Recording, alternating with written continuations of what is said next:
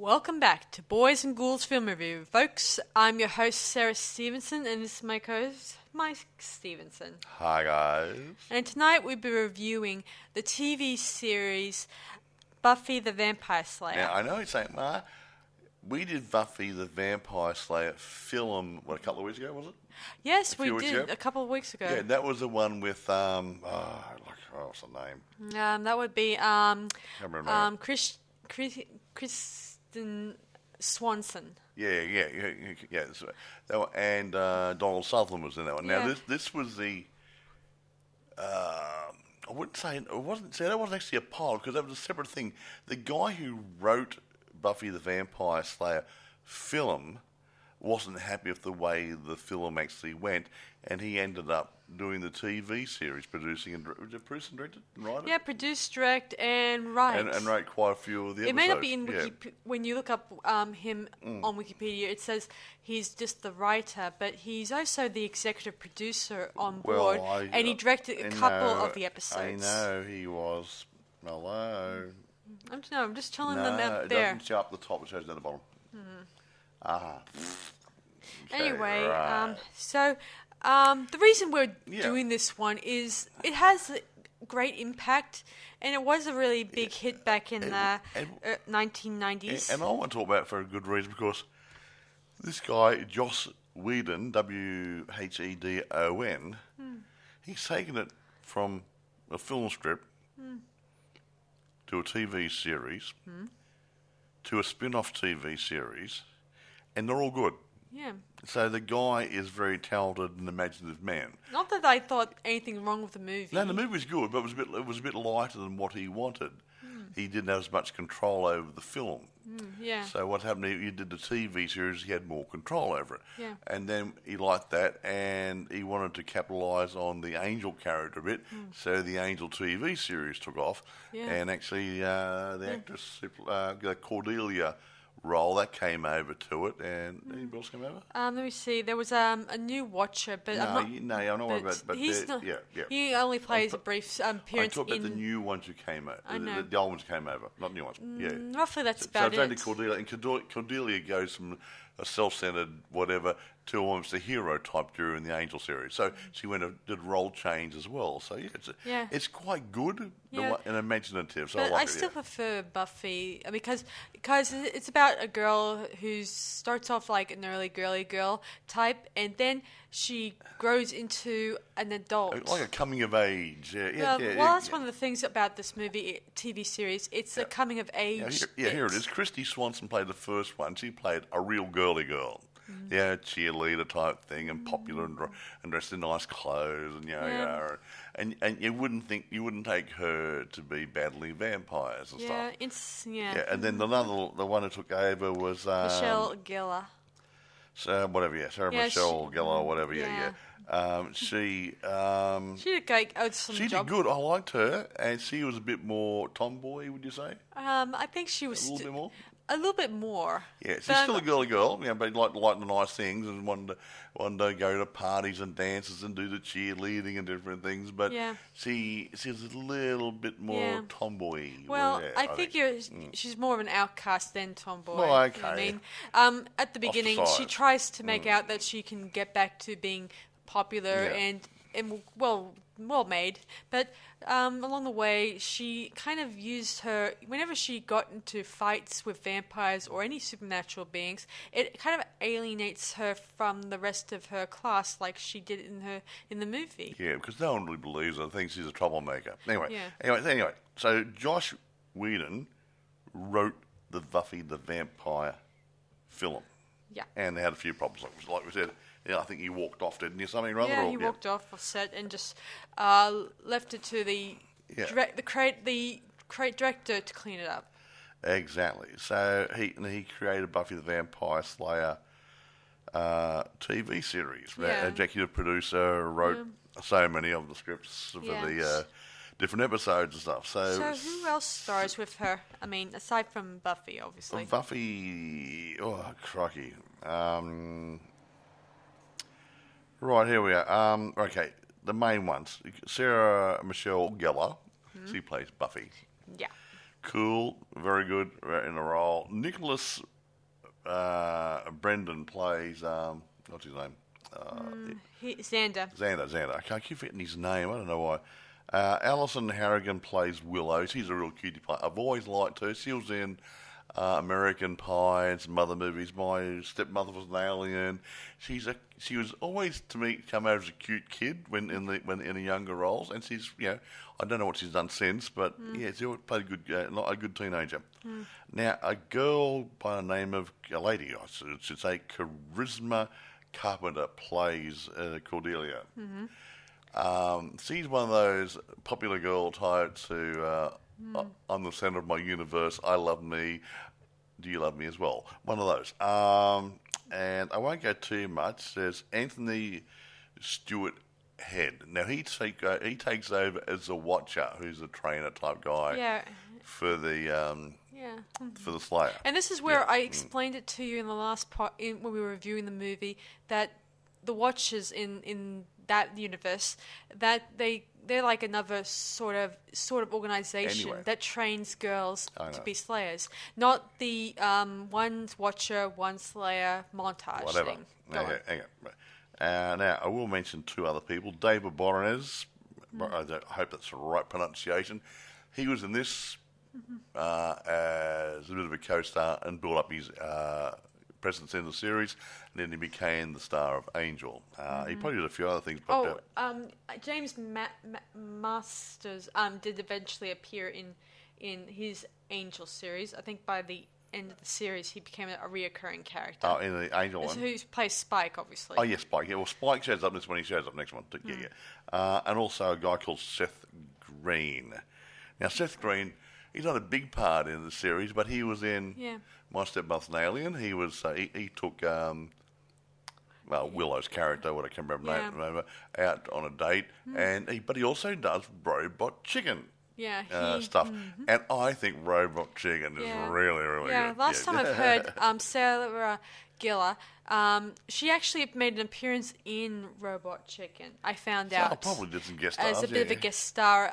You never forget the people you work with. I think Mark Hamill's been in there too, and other people have done the voice. No, I think he has, actually. Seth Green actually did his own.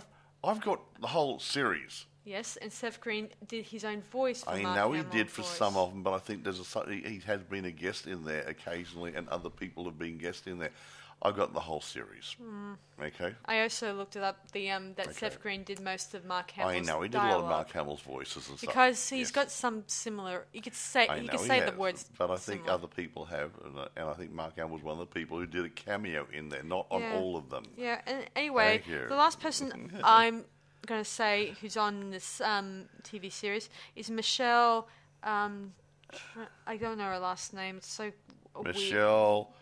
Trachtenberg, I think. Yeah, she plays Dawn, Buffy's sister in season 5 to 7 season. Yeah. She's not really a sister, but she's been put in there. But Sarah will mention that maybe in passing. Now, do you want to give a quick overview of the TV series and a couple of highlights? For sure. Season not 1. Not all the episodes. Season 1. Buffy goes to a new school in Sunny Vale, or whatever. Oh, whatever. And she tries to go back to try to be like an ordinary girl, but the Slayer duties keep interfering her social life. It's a Slayer. Yeah, and her latest antagonist is an evil vampire named the Master, and him and his he's a creepy dude. Yeah. And him and the Anointed One try to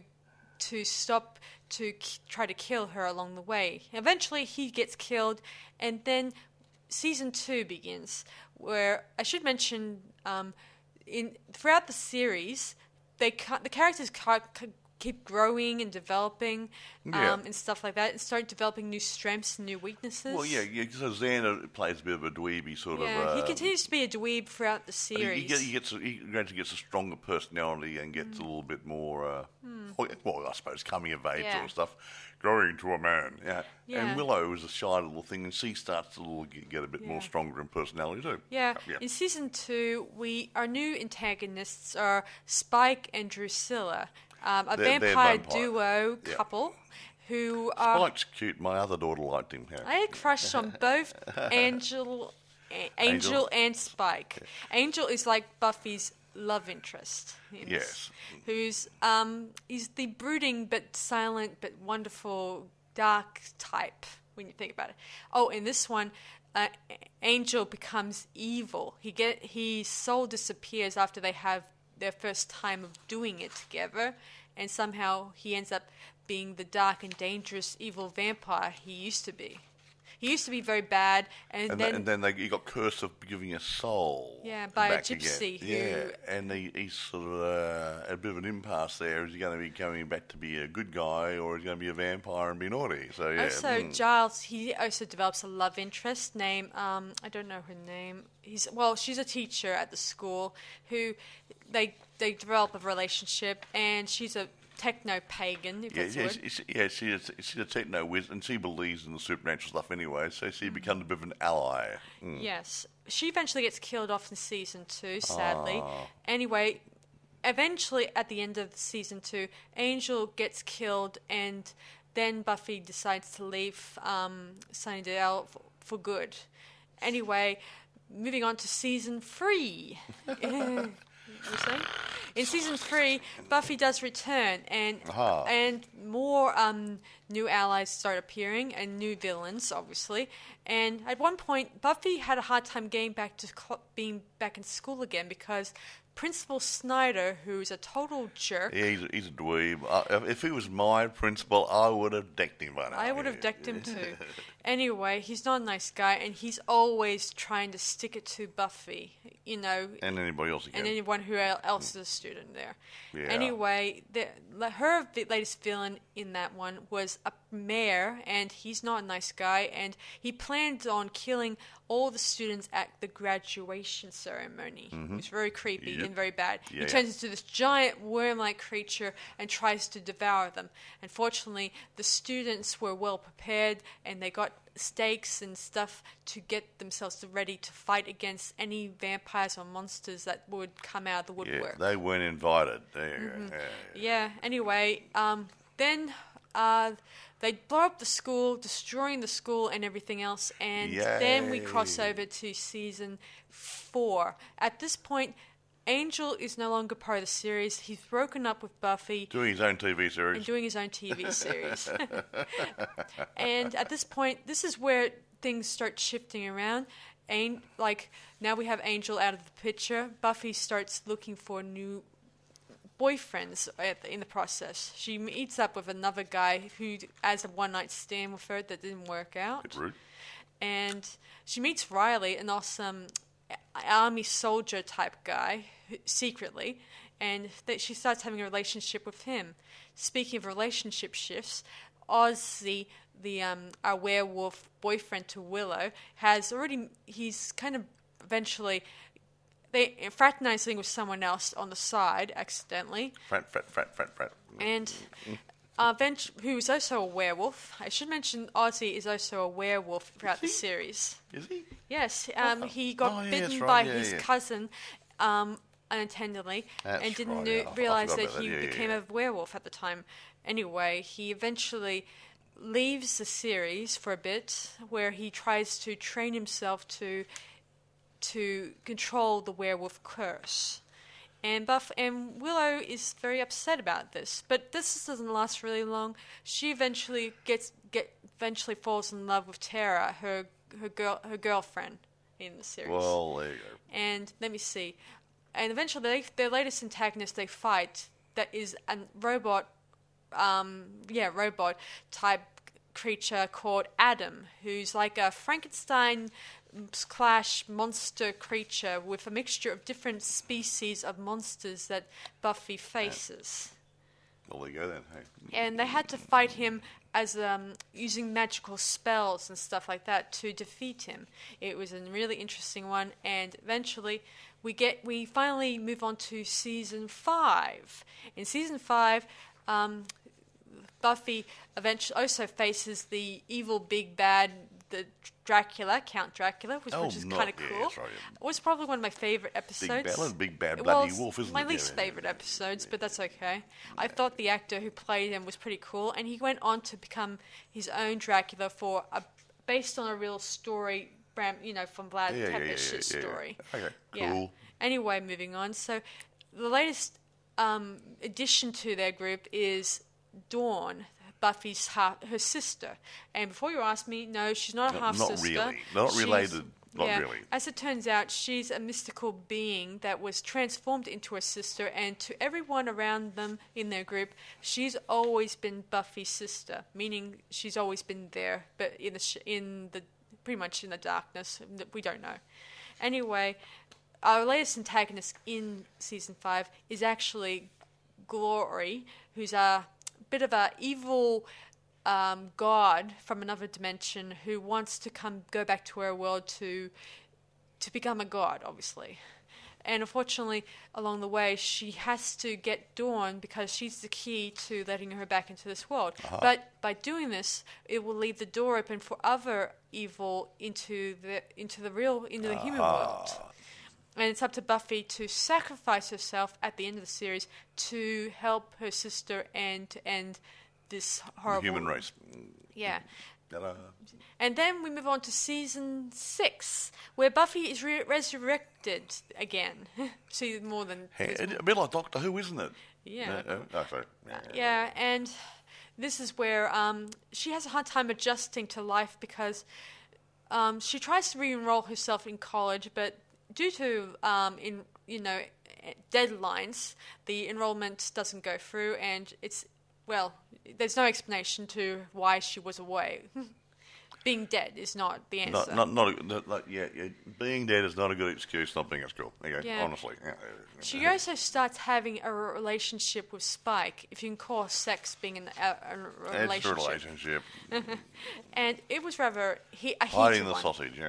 Yeah.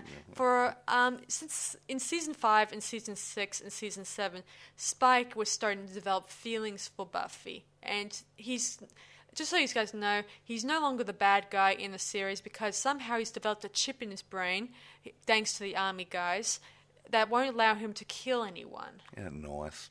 Not really, because he doesn't like it very much, because that means he cannot kill any... He can only kill probably either other demons, maybe a vampire too, if he dislikes them, stuff like that.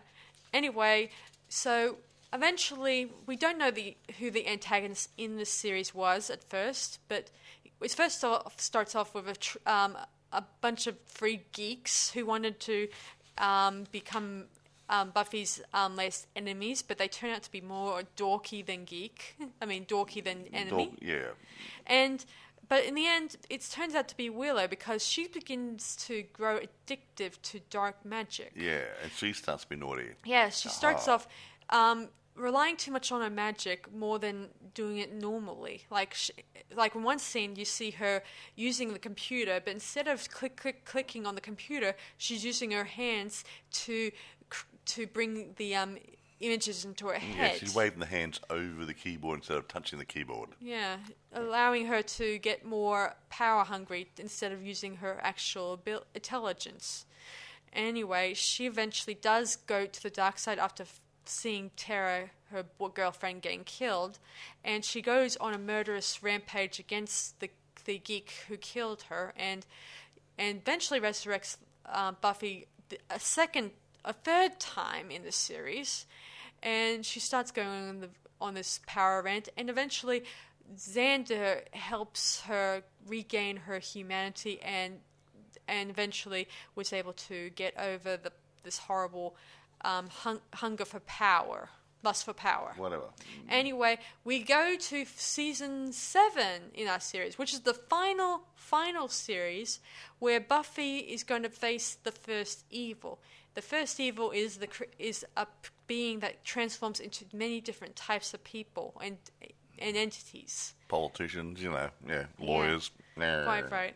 Anyway, so it's up to Buffy. But these beings are trying to kill off potential slayers and their watchers. And so she gathers up as many slayers as she can to train them, and hopefully they'll be able to survive what's going to be coming. And of course, it's difficult because most of these girls don't have her ability to fight. Buffy's really fit and buff. And well, it's more than that, Mike. It's a special magical ability to be able to fight. She's stronger, but she's got all these other things going for her. Yeah. At this point, also, Xander has grown a little bit here and there, but other than that, he's still a bit of a dork here and there. He's not a dork. He's just a teenager. There's also a point when they thought Dawn was going to be a potential slayer, but she turned out just to be normal. Ah, pity. Not normal. Also, Dawn is also attending the rebuilding of the Sunnydale High School. Yeah. It's rebuilt, and it's got new stuff here and there. Goody. And so, anyway... It's burnt down again. Yeah, a couple of things happen inside the school, and I think it's multiplied. Like, students disappearing, teachers getting angry at the students, students getting wanting to use magic against the teachers, stuff like that. I would if I had it. Yeah, Buffy explained it to Principal Wood, who's a new ally in this series, who tries to help Buffy, and he was the son of one of the Slayers that Spike killed. Uh-huh. It's a really tragic story, but I won't go into that. Anyway, by the end, they eventually fight the first evil, and Willow, using her special powers, were able to give out to all the potential Slayers, even the ones who haven't developed their powers yet, and they finally were able to get them all to Buffy's level in the end. Yeah. And they soon became strong and powerful and ready to kick butt. And they did. And Spike was the one who saved them by using a special necklace that allows him to kind of burn the whole Hellmouth to hell. And eventually they escape on a bus, and the whole place sinks into the earth, like in Stephen King's It sinking into the earth, almost. Instead of the house, the whole suburb, town, whatever. Yeah, the whole place sunk to the ground, and Buffy feels like... It's covered by insurance. I don't know. And that was the season 7 in the end. In the end. Now, before we go on, writing of this series, there was quite a few episodes, over 140 odd, I think. The writing was actually done by a writing team. It was done by Mutant Enemy, a production company created by Joss Whedon. Now, some of the main writers are obviously Joss Whedon himself, Stephen DeKnight, Jane Espenson, David Fury, Drew Goddard, Drew Greenberg, David Greenwalk, Rebecca Rand Kirshner, Marty Noxon, and Doug Petrie. So he arranges these people to work for him, and I guess he... I just said that. Yeah, and I think...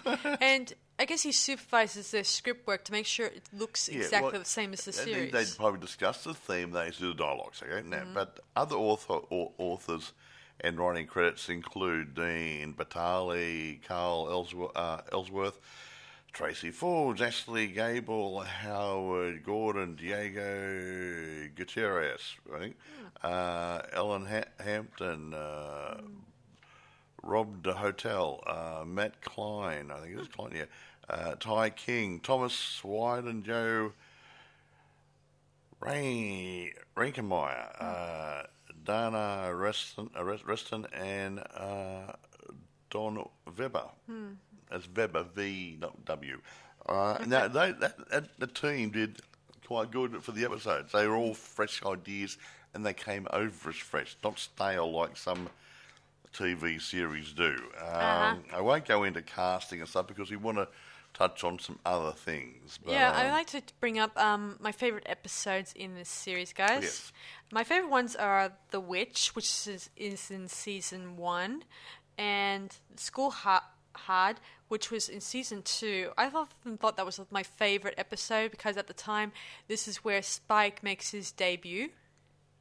And The Inca Mummy's Girl, that was pretty cool. And I like it that Xander develops a bit of a love interest in that series. I mean, in that episode where he starts developing feelings for her. And Halloween, that's the one in season 2, where in that one they turn into their costumes. Yeah, whatever costume they're wearing. If you were, say, Willow was dressed as a ghost, she turned into a ghost. Yeah, she would be able to walk through walls and different things. And, that was cool. Xander was dressed as something like a soldier or a marine or something rather, and the gun he had turned into a real AKG, whatever sort of gun that they were using and stuff, and he was more of had a grown-up attitude. He just helped fighting the evil a lot better. And Buffy dressed up like a Victorian lady, I think. I'm not sure. Oh, yeah, she was the other way, you see, so yeah. Yeah, she was the other white meat in the she was almost a damsel in distress, and I think, did Zan have to help save her? Yeah, and Dave, and Angel too. Yeah. Anyway, the next one is Restless, which is not too bad, and the Buffy versus Dracula, which is not too bad when I think about that. I thought it brought out another... Well, Drac has to make an appearance. It brought out another side to Buffy, making her vulnerable and against the evil Dracula vampire king or something. Or queen. Hello. And here's another one called All the Way. Don't know if you heard of it. And Once More Feeling, which I imagine you guys heard of and probably have praised because it has music in it. That one's a musical theme episode, Mike, if you have seen it. I can't remember that one. There's 144, give me a break, and I watch all these other things that one's in season 6, so Mike has been... I've been revisiting these series. Yeah. And I might not have caught up to it yet. And the final one is Lesson. It's just... That's all the ones I could think of that I really like. She's finally finished. Other times I do enjoy a certain episode that grabs my attention. Like, I did like the episode where in School Hard where she has to organize a school, a teacher teacher and student, teacher and parent meeting, right? Yeah, well, those sort, those painful things you get. Yeah, like when the teacher goes up to you, tells you how bad your work has been. Your child hasn't been performing or whatever. Yeah, I remember that. It was, who are you to judge? Yeah, right. Yeah, and as I said before, this was the debut of Spike, and it was kind of cool when Buffy fights Spike and he gets all menacing on her. I gotta admit, this is the only time I ever seen how the vampires, when they're not wearing the scary grrr face, they have that attractive, good-looking face on them. Yes, an immortal look.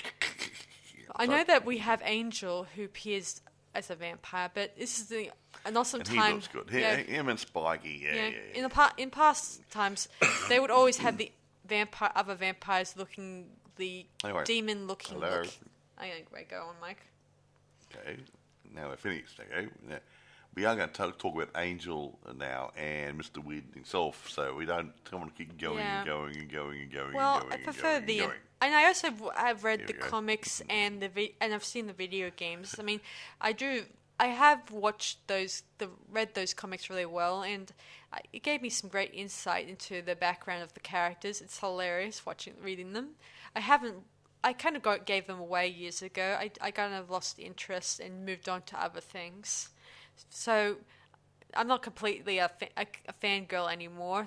I still like the supernatural, but my supernatural interests have died down a little bit here and there. Yep. Go on, Mike. Let's go on to Angel. Oh, now. Okay. Now, while Angel was in Buffy, towards the last half of the episode or series seasons, they started Angel in 1999, and it was his own series. So he was probably doing some Buffy episodes and this at the same time. So very busy little man. A few cameos here and there. A few cameos, but I think Joss Whedon developed this because he wanted to take the series a little bit deeper and a little bit darker. And a bit more adult, because obviously teenagers will grow up. So he gets Angel and puts him in Los Angeles, It makes him something like a bit of a private detective in his spare time, and then all the demon stuff and vampire stuff goes on around him and whatever. But having said that, David Boreanaz he stays in the role as Angel. Charisma Carpenter, she comes over from Buffy and comes to this as well in the same role as Cordelia, but she starts to develop into a mature adult and a nicer person during the show. Yeah, she starts growing up on you. Yeah, and what's the guy, James Masters, Spike, he's in this as well. Yeah, I think he's in the last season, I'm not sure, because after I kind of try to watch a little bit of The Angel as I go, but when Buffy ended, it didn't really stick to me as... Took to me as interested anymore. No, but anyway, Angel's working against fighting demons and people who help them, that sort of stuff. So it carries on the same sort of theme, but a bit different. And they also go to a different dimension, a demon dimension as well, and that sort of stuff. And there's some demon guy running a bloody nightclub, which is really stretched in the imagination. Yeah, I thought it was pretty cool. His name is Dawn, Dorn or something like that. That's the name of the creature. Oh, okay. Not the man. Sorry. Dawn, D-O-R-N, not D-A-W-N. Sorry. Okay, right. Yeah, he's cool. He sings nice, but it doesn't just seem right somewhere along the line of it. But anyway, he's taken this same theme and made a new TV series out of it in the same theme but different. So they are two standalone series, and they work. Mm-hmm. And this guy, he's made. We won't review Angel. No, not at the moment. It is there. If you want to watch Buffy, you might want to do this as a follow-up Angel 1999 TV series. But getting on to Joss Whedon. Go on. See, he's talking. I'm just going to say that I don't know if the series ended. Angel ended well. No, I think they closed down. I think it was losing power and speed. Yeah. Because I think that once Buffy was gone, there was no point in audiences to watch Angel anymore. Well, I don't know, but the Buffy and Angel, those sort of things were led on to Xena, Princess Warrior, and all these other different other shows. They might have taken something away from some of the viewing audience away as well. Maybe. So there's too many things going on at the same time. Well, there was the Charm ones, and there was the Smallville. Hercules might have been on then too. Not sure. It may have ended sooner. No, about when Xena was on, wasn't Hercules on about the same time? I don't think so. I think by 2003, I think people forgot about Hercules and Xena, and were moving on to anything moderner. I think this actually spurred Xena on. While Buffy was going on, it didn't start after it. I know. Xena started after Buffy? Yeah. Well, Hercules and Xena came... After Buffy? No, before. Are you sure? Positive. I remember when I was only a little kid when I saw Hercules and Xena when I was I'll check my figures on this. Anyway, irrespective, here's some of the film credits for Joss Whedon. Films he's been involved with. Buffy the Vampire Slayer, the obvious original movie. As a writer. He is in Toy Story, believe it or not. He was a writer. Alien Resurrection, writer. Titan AE, I don't know that movie. That was a writer. Let's see, Serenity is a movie. He directed it and he wrote that one. I also remember that the guy who played Hercules in the TV series, he already was casted in a sci-fi just around the time Buffy was getting popular at the time. Cool. I seem to recall. Now, what I was going to say, I was getting it interesting. He did The Cabin in the Woods as a writer and a producer. The Avengers director-writer. Much Ado About Nothing, I didn't see that one. Me neither. That was our director, writer, and producer. In Your Eyes, I don't know that. He wrote that and produced it. Avengers Age of Ultron, directed and wrote that one. Justice League, who's uncredited as a director, but he wrote that one. Are you going to go on? No, I'm just going to give an idea of what he was. I think everyone I don't think a lot of people has know a rough his name. I'm just saying that's I think everyone who've known him in pop culture would know he's done a lot of... They know the Spielbergs, the Lucases, and the Carpenters, but I don't... They know that he's working on a lot of superhero movies at the point. I won't do the television stuff, but you get an idea. He's been He did X-Men as well as a writer. Yes, as I said before, he's doing superhero movies at the moment. Well, that's okay. He's allowed. They're popular. It pays the bills. You've got to feed his cat, okay? Yeah. But yeah, so the guy's rather talented. He's got a great imagination. He's a good writer. So, I got no problems with the Buffy TV series or the Angel TV series. How's that? Mm-hmm. And obviously he must have been happy with the TV series as well. Yeah. They were going to make a season 8 to Buffy, but that went directly to comic books instead. Well, yeah, that's obviously, it gets to the stage where the viewing audience might vote and say, well, we're getting tired, so you want something new. Yeah, and imagine the actors wanted to go Well, off. they might do something different too, yeah. Like Michelle Gellar, I think she was doing, I think at the time, the Scooby-Doo, where she was playing Daphne, I think. Yeah, I think that rings a bell. Yeah. Yeah. Wasn't too bad. Was that the movie, was it? Yeah, the movie. Yeah, that was Freddie Prinze Jr. and her. Yeah, Freddie Prinze Jr., her hubby. I don't know when she was hubby with him for. But from what I understand, she's still married to the man, which is nice. Lovely. So many years later. And what happened to Scooby-Doo? Doesn't matter. Sorry, Shaggy? I don't know. But there wasn't that Lillard guy who played in Matthew Lillard. Yeah, it wasn't because he was in. He was in Scream, and he was in What a Girl Wants. And that House on, not House on Hill. 13 Ghosts. Yeah, he was the guy, the weird guy. Yeah. Who helped collect the ghosts. Yeah, he's a good character actor. I like him. Yeah, well, he knows how to play it up to the audience. He plays those weird roles really good. Mm-hmm. Yeah, I like him. Anyway, as I said before, I often think Buffy did a good job, breaking in the audience, giving females a person to look towards for, inspiration. Look, yeah, well, that's good. Yeah, I mean, I like that. Yeah, females taking the lead role when it comes to beat up the bad guys. It's a change instead of being, oh, save me, sort of. No, but best part about this, it's gentle horror. You can introduce your kids to horror and stuff by letting them watch Buffy the Vampire Slayer, because there's nothing really, really, really nasty and creepy in it. But it's a good segue going from the kiddies shows going into teen horror. You got this little jump cat, and if they handle this, you can try something a little bit harder and see if it's too scary or it's a little bit sort of too early for them to get into it. Because my other daughter, years ago, she had a sleepover for a friend, and she asked her friend, do you like horror movies? And she said, yes, I like Buffy the Vampire Slayer. So she put on some of my horror movies, and she started crying. Now, yeah, you told us this story before, Mike. I know, but for a new audience. And I thought, these poor little girls in tears, only about 12 or something or other. Well, at the time, I think it's 12 or 13, 12 and she was 13. Crying. It usually depends on the audience. Yeah, well, I mean, her parents never watch adult horror movies, and that's what they were watching that night, and she was just, nah.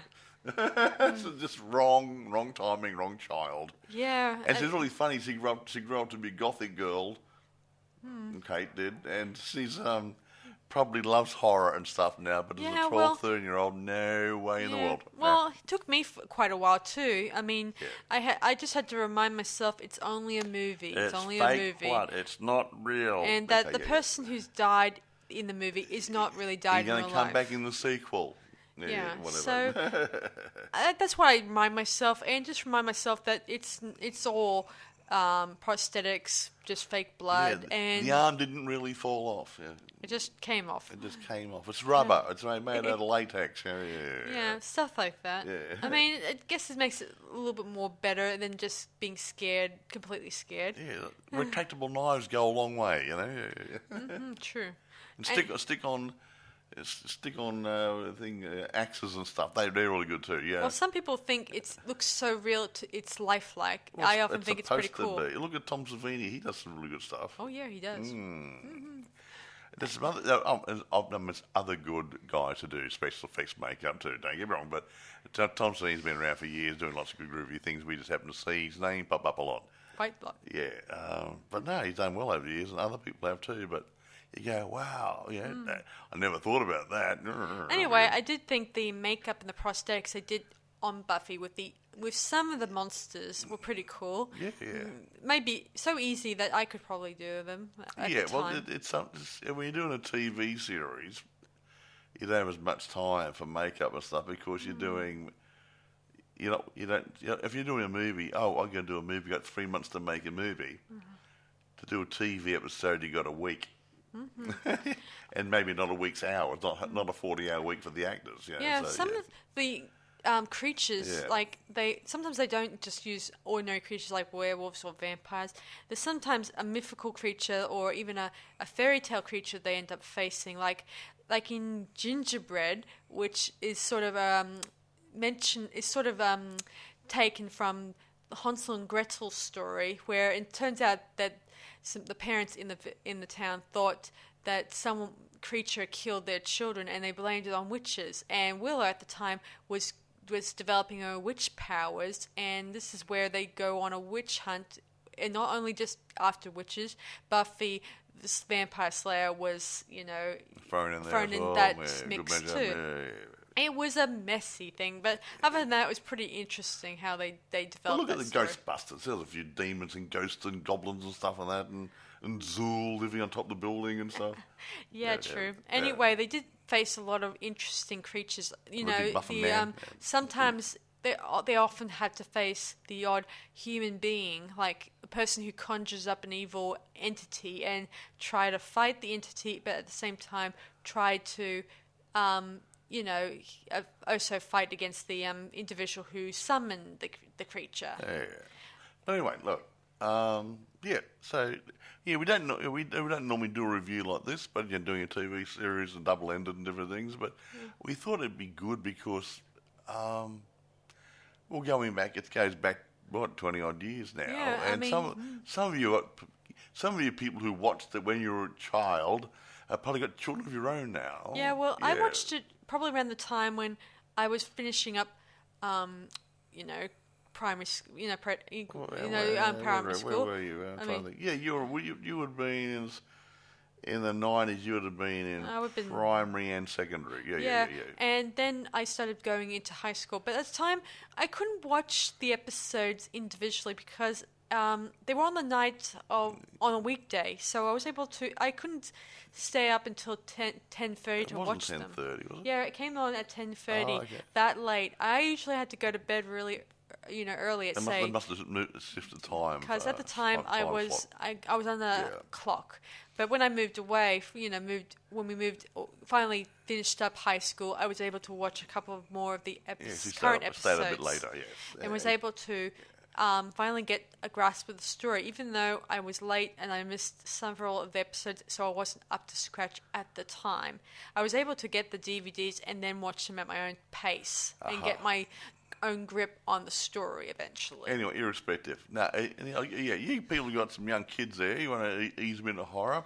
Yeah, Buffy and Angel probably a really good way to go. And some of you younger people who might be listening in, who might be in your teens, early 20s, if you probably haven't seen Buffy the Vampire Slayer or Angel, and honestly, it's good light. I would say the movie they did was would you say a comedy horror almost? I would say definitely a comedy horror. And the TV series was a little bit more serious, but it was still light.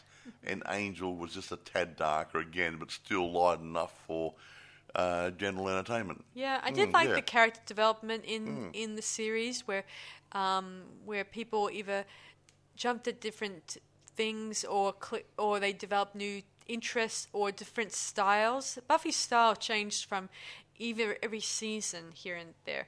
You feel like gone the 90s now into the 2000s now. Which means styles do change a lot, whether you like it or not.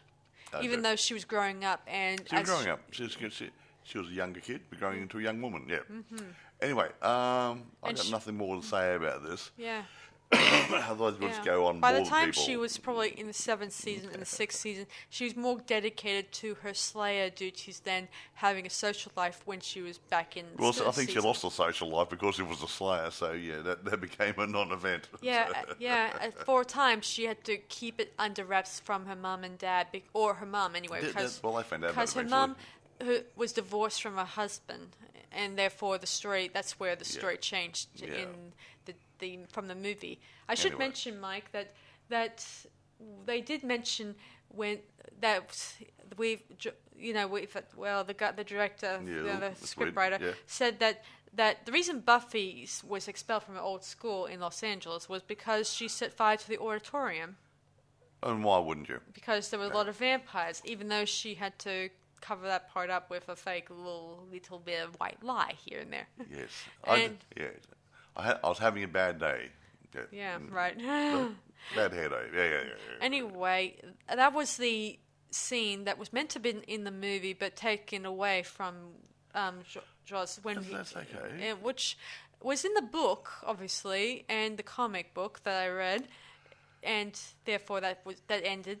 Eventually, she broke up with Pike in the comic book series, but she meets up with him again in one of the episodes in the comics.